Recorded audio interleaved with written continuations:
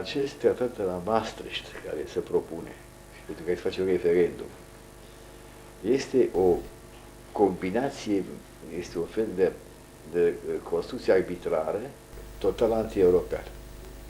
Ei vorbiți de a construi Europa, care nu se construiește, care s-a constituit singură timp de un mileniu de jumătate. Și nu se poate fabrica ceva nou aici decât distrugându-i această devenire care a constat pe toată istoria catedralele, universitățile, toată istoria culturii și a orașelor și a comerțului.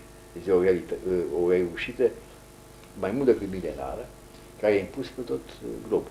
Și acum asta o ignorăm și construim, așa zicând, niște structuri europene, care sunt în mod deliberat dirijate împotriva elementelor constitutive și generatoare ale Europei, adică elementul creștin.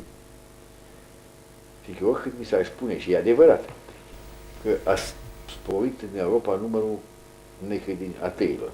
Și asta e o chestie îndoielnică, fiindcă nu se poate ști cine e ateu, cine nu. Asta e o chestie incertă. Dar a sporit numărul anticreștinilor.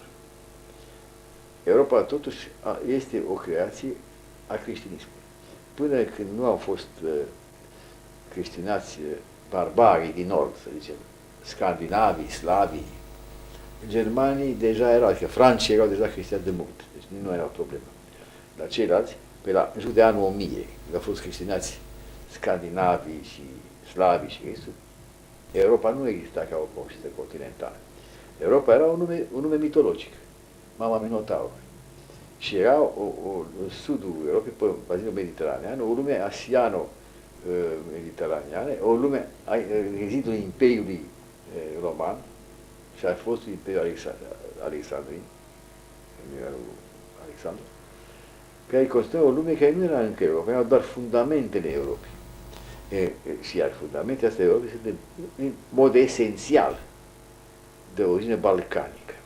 Când aud pe ăștia cu antibalcanismul, mulți sunt de ignoranți și de infatuați.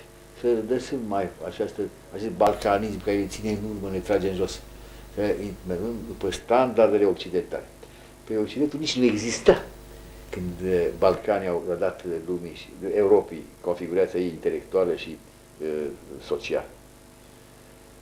Eu mereu le spuneam acolo, franțuzilor, vă respectos, vă atrag atenția că Socrate, Platon și Aristotel au balcanici. Balcanică și geometria euclidiană, balcanică și arhitectura grecească. Dar astea sunt fundamentele Europei, la care s-a adăugat dreptul roman și administrația romană și creștinismul. Asta fac Europa. Fără asta Europa nu e nimic. Deci toată această idee acum că Europa trebuie să fie construită pe niște principii care sunt numai economice și monetare, este pură barbarie.